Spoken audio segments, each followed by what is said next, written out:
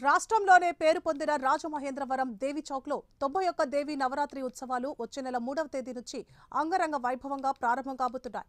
సంబంధిత ఏర్పాట్లను దేవి చౌక్లో దేవి ఉత్సవ కమిటీ అధ్యక్షులు బత్తుల రాజేశ్వరరావు నేతృత్వంలో వేగంగా సాగుతున్నాయి. దేవి నవరాత్రుల మహోత్సవాలపై మరింత సమాచారాన్ని మా ప్రతినిధి శ్రీరామ్మూర్తి అందిస్తారు. ప్రసిద్ధిగాంచిన రాజమహేంద్రవరం దేవి చౌక్లో నవరాత్రి ఉత్సవాలకు ప్రారంభం కార్యక్రమాలు మొదలయ్యాయి. ఇక్కడ అక్టోబర్ 3వ తేదీ నుంచి ఈ నవరాత్రి మహోత్సవాలు ప్రారంభం కాబోతున్నాయి. అంగరంగ వైభవంగా జరిగే ఈ దేవి నవరాత్రి మహోత్సవాలకి ఏర్పాట్లు ఇప్పటికే మొదలుపెట్టారు. దీని మీద ఆలయ కమిటీ నిర్వాహకులందరూ ఇక్కడ ఉన్నారు. అయితే ఇక్కడ ఏ విధంగా ఏర్పాటు చేస్తారు, ఎప్పటి వరకు ఈ కార్యక్రమం ఇక్కడ నిర్వహిస్తారు, ఈ దేవి చౌక్ నవరాత్రి మహోత్సవాలు అంటేనే ఒక రాష్ట్రంలో ఒక ప్రసిద్ధిగాంచిన వేదికగా ఉంటుంది.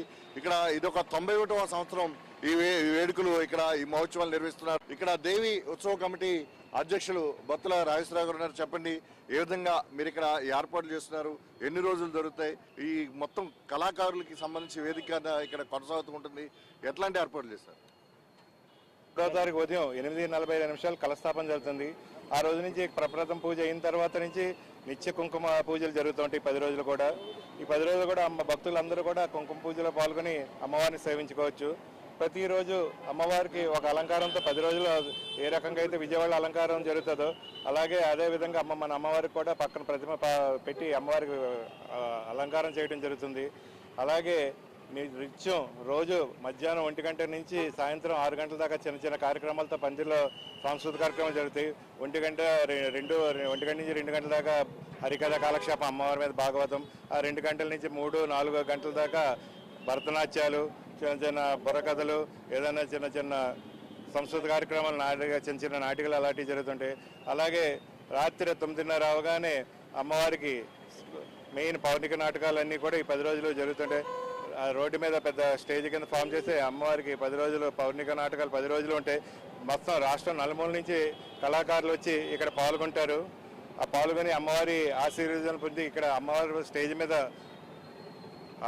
ప్రోగ్రాం ఆడితే కనుక వాళ్ళకి చాలా దేదీప్యమానంగా ఉంటుందని చెప్పి చాలామంది ఇక్కడికి వచ్చి అమ్మవారిని ఆశీస్సులు తీసుకుని ఈ కార్యక్రమాల్లో పాల్గొని ఈ నాటకాల్లో వాటిల్లో పాల్గొని వెళ్తూ ఉంటారు.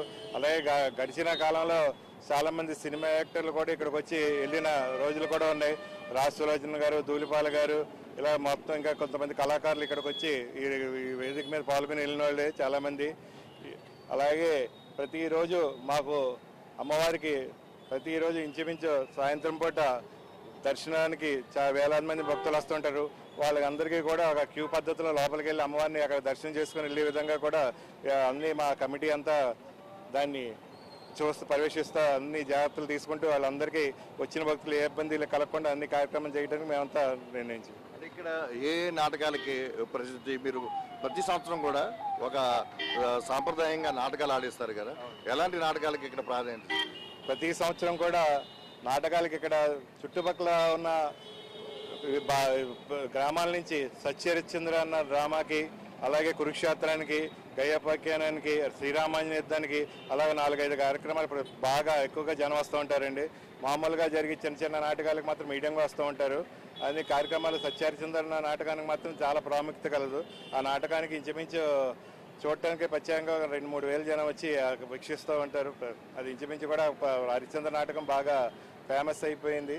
మొత్తం నాటకాల్లో హరిశ్చంద్ర చూడటానికి మాత్రం జనం బాగా విలేజ్ నుండి బాగా జనం వచ్చి ఈ కార్యక్రమంలో పాల్గొంటూ ఉంటారు. అంటే గతంలో మీరు చూసినట్లయితే ఇక్కడ ఈ పందిరిలో టికెట్ కొనుక్కుని వచ్చి నాటకాలు చూసేవారనేవారు. ఇప్పుడు పరిస్థితి ఎట్లా ఉంది? అట్లా చైర్లు వేసి కూర్చోబెట్టడం అట్లాంటిది ఉంటుంది? గతంలో లాగే ఇప్పుడు కూడా చైర్లు వేసి కూర్చోబెట్టడం జరుగుతుందండి. ఆ రోజు ఏదైతే గ్రామాల నుంచి వచ్చేవారో అమ్మవారికి ఒక చిన్న కానుక కింద అది ఒక టోకెన్ కింద తీసుకుని ఆ కుర్చీలో కూర్చోడానికి వాళ్ళు అమ్మవారికి చంద రూపంలో ఇచ్చి ఆ కుర్చీలో కూర్చొని వీక్షించడానికి ఏర్పాటు చేయడం జరిగింది. టికెట్ రూపంలో కానీ అదేదో చిన్న చందా రూపంలో వాళ్ళు అనుకుని ఇచ్చేసి అమ్మవారి ప్రోగ్రాం చూస్తుంటారు.